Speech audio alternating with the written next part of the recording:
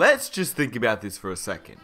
If we skip back to 2013, and I told my future self, Chris Paul would be playing with James Harden in Houston, Carmelo Anthony is going to be playing with Paul George and Russell Westbrook in Oklahoma, Kevin Durant is playing with Stephen Curry, Klay Thompson, Draymond Green in Golden State, Kyrie Irving is going to the Boston Celtics and playing with Gordon Hayward, Isaiah Thomas is playing with LeBron James as the second best player, or arguably, I mean, you've got Kevin Love as well.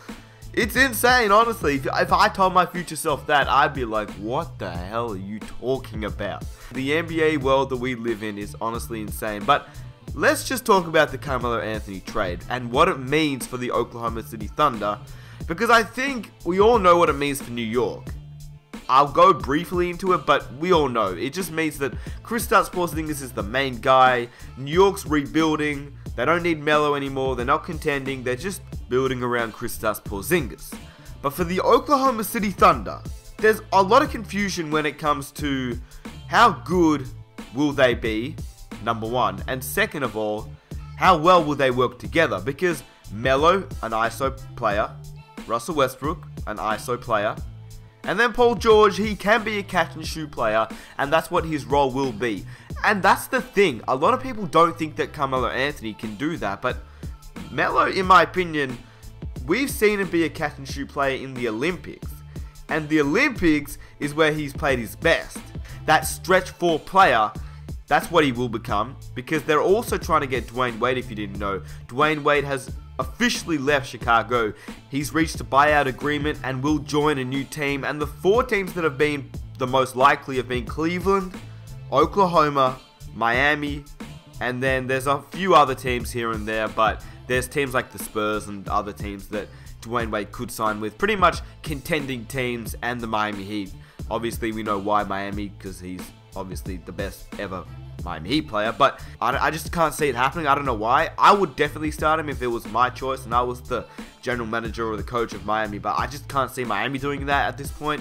So I think for Wade, there's the Oklahoma City Thunder, and if they somehow get Wade, it would be insane. You've got Westbrook, Dwyane Wade, Paul George, Carmelo Anthony, Steven Adams. That is an insane starting five. And then you've still got some guys off the bench. You've got Patrick Patterson off the bench, which they acquired this offseason as well. And you've still got Andre Roberson and players like that. It's a really, really nice team if they can somehow get Dwyane Wade.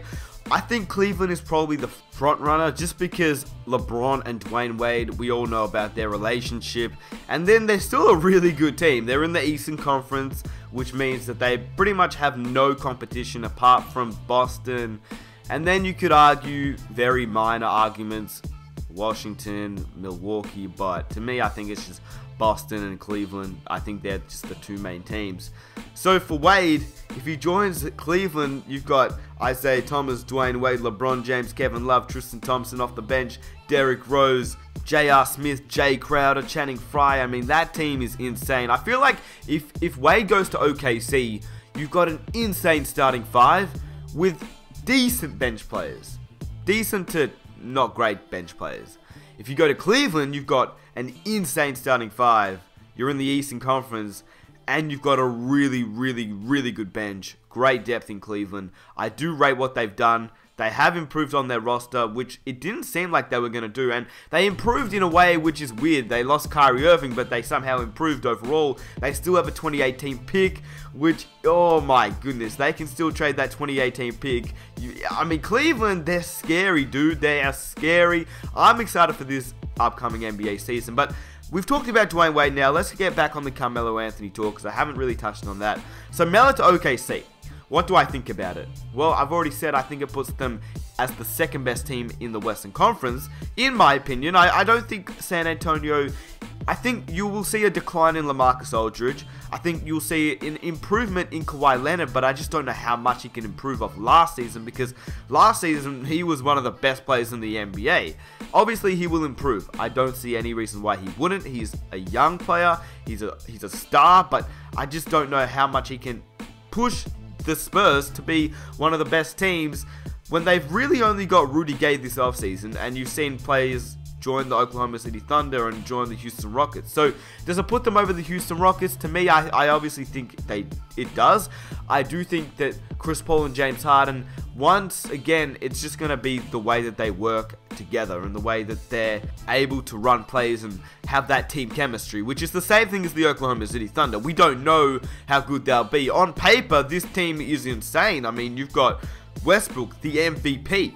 You've got Paul George, a star player in my opinion. Melo, an all-star player. Forget about how much people criticize the man. I'm sorry, there's no denying that Melo has great offensive talent. He is still a 20-point scorer. Now, you can add any other 20-point scorer to a team and you'd be like, wow, that's a great addition. But like I said, it's only on paper that this team is great. Once again, just like it seems about every team in the NBA at this point, it's all going to become what they're going to do due to team chemistry and the way that they work together. Houston, they're going into a new phase. Oklahoma, they're going into a new phase. Cleveland, they're going into a new phase. Boston, they're going into a new phase.